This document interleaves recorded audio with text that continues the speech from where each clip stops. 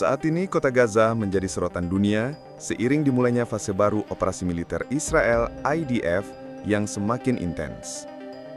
Berdasarkan arahan strategis dari Perdana Menteri Benjamin Netanyahu, pasukan Israel dilaporkan telah memasuki Gaza City dengan kekuatan penuh sebagai bagian dari fase kedua operasi Gideon. Kampanye militer besar-besaran ini bertujuan untuk menghancurkan infrastruktur militer Hamas dan memulihkan kontrol Israel atas seluruh jalur Gaza. Juru bicara militer IDF, Brigadir Jenderal F. Duvin, menyebut bahwa sisa-sisa kekuatan Hamas yang ia sebut sebagai kekuatan gerilya telah kehilangan sebagian besar kekuatan terorganisirnya, terutama setelah penghapusan banyak komandan senior, termasuk Muhammad Sinwar, yang merupakan saudara Yahya Sinwar. IDF mengklaim telah menguasai lebih dari 75% wilayah Gaza sejak 18 Maret dan telah menetralisir lebih dari 2.000 pejuang Hamas dalam prosesnya. Dalam operasi darat yang besar ini, 5 divisi IDF aktif di seluruh Gaza, baik di permukaan maupun di bawah tanah, dengan tujuan menghancurkan infrastruktur terowongan Hamas yang terkenal.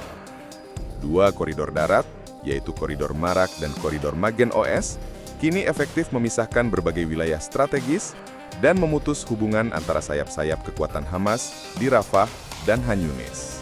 Israel mengklaim bahwa perang ini telah memasuki tahap krusial, dengan serangan terhadap sekitar 10.000 lokasi militer Hamas berdasarkan data intelijen dan kolaborasi militer dengan Jerman.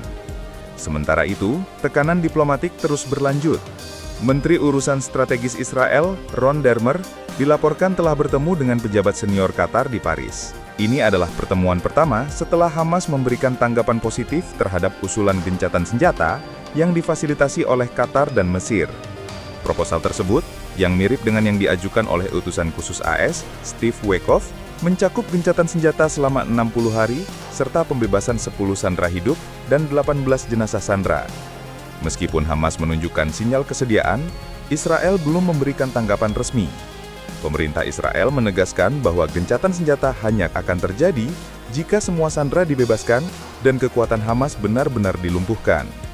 Netanyahu juga menekankan bahwa tujuan akhirnya adalah demilitarisasi penuh Gaza dan memastikan tidak ada lagi ancaman terhadap wilayah Israel dari jalur tersebut.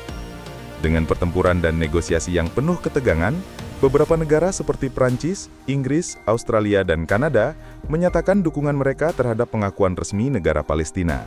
Banyak pihak di Israel menganggap langkah ini sebagai kebijakan yang beresiko dan tidak efektif. Menurut Mark Regev, penasihat senior Israel, pendekatan ini justru dapat melemahkan proses negosiasi yang difasilitasi oleh mediator regional seperti Qatar dan Mesir.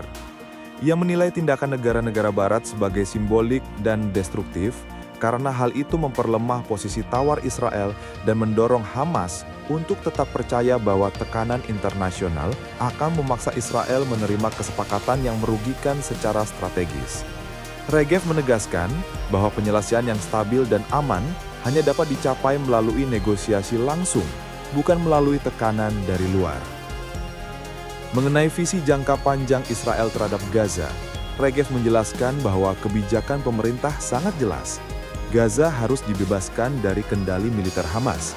Israel tidak ingin melihat terulangnya serangan brutal seperti yang terjadi pada 7 Oktober 2023. Oleh karena itu, tujuan strategis utama adalah menghancurkan total kemampuan militer Hamas, membebaskan semua sandera, dan mengubah Gaza menjadi wilayah yang tidak dapat melakukan serangan terhadap Israel.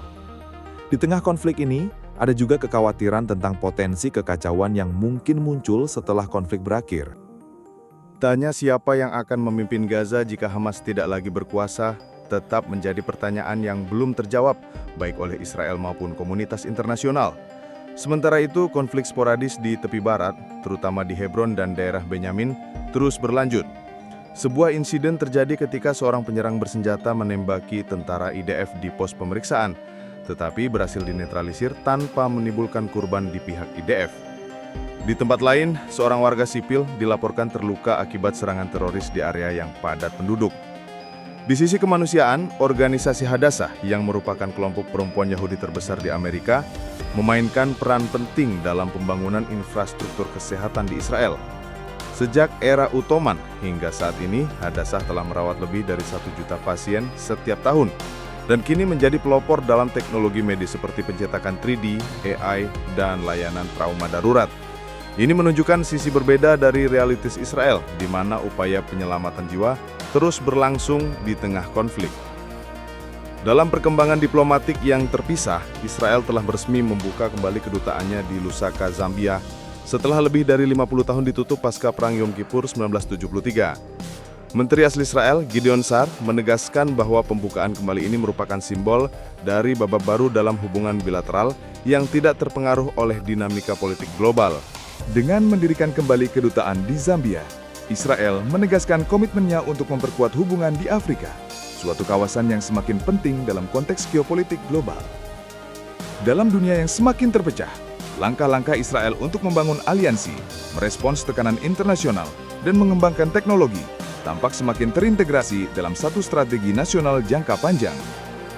Beberapa peristiwa terbaru menunjukkan bagaimana aspek diplomatik, hukum, militer, ilmiah, dan budaya membentuk jaringan naratif besar yang dirancang oleh Yerusalem dalam menghadapi dinamika geopolitik yang terus berubah.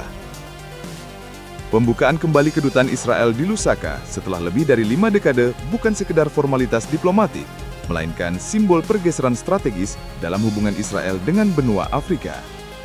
Menurut Menteri Luar Negeri Israel, Gideon Sa'ar, hubungan ini dibangun tidak hanya berdasarkan kepentingan politik atau ekonomi yang bersifat sementara, tetapi juga pada nilai-nilai dan kepercayaan yang memiliki akar bersama, termasuk nilai-nilai spiritual dan tradisional yang tertera dalam teks-teks suci seperti Al-Quran. Kerjasama yang diumumkan mencangkup bidang-bidang penting seperti pengelolaan kesehatan, pelatihan darurat, dan konservasi air.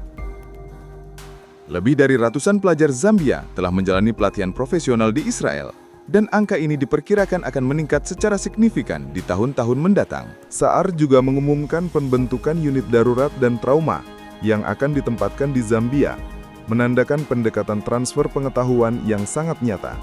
Aspek emosional tidak bisa diabaikan, mengingat komunitas Yahudi di Zambia yang dulunya makmur, kini telah menyusut, berfungsi sebagai jembatan simbolik untuk hubungan historis yang dihidupkan kembali.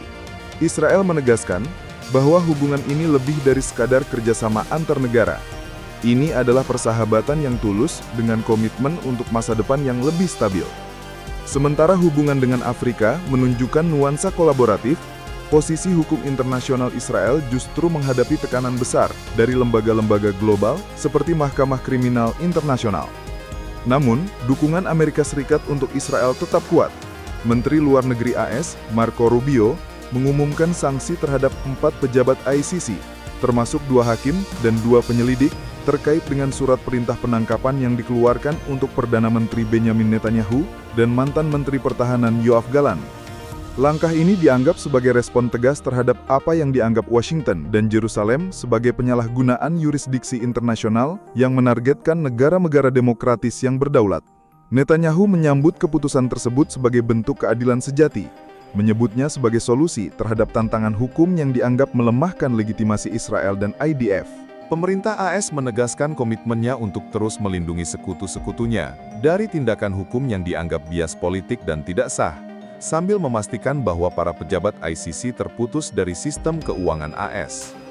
Penting untuk dicatat bahwa baik Israel maupun AS bukanlah negara pihak dalam Statuta Roma yang menjadi dasar ICC, sehingga mereka memandang tindakan ICC sebagai tidak sah, baik secara hukum maupun diplomatik.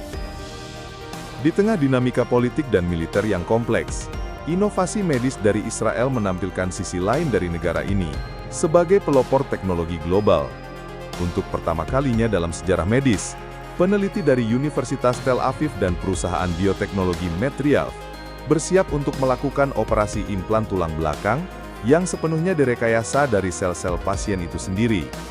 Teknik ini melibatkan pengambilan darah dan jaringan otot dari pasien, yang selanjutnya digunakan untuk membangun jaringan tulang belakang manusia yang dapat menggantikan bagian yang rusak akibat trauma atau kelumpuhan. Studi praklinis pada hewan menunjukkan hasil yang menjanjikan, termasuk pada ular yang sempat lumpuh dan berhasil kembali berjalan. Kementerian Kesehatan Israel telah memberikan izin untuk uji coba pada manusia terhadap 10 pasien pertama. Jika berhasil, prosedur ini berpotensi menjadi terobosan bagi jutaan orang yang mengalami kelumpuhan di seluruh dunia. Teknologi ini tidak hanya mampu menyelamatkan nyawa, tetapi juga dapat mengubah cara pandang terhadap pengobatan neurologis secara global. Selain itu, dalam kemajuan ilmiah lainnya, kolaborasi antara ilmuwan dari Israel dan Prancis telah mengungkapkan bukti bahwa manusia telah bermigrasi dan dimakamkan di area Mount Carmel, Israel, lebih dari 100.000 tahun yang lalu, lebih awal dari yang diperkirakan sebelumnya.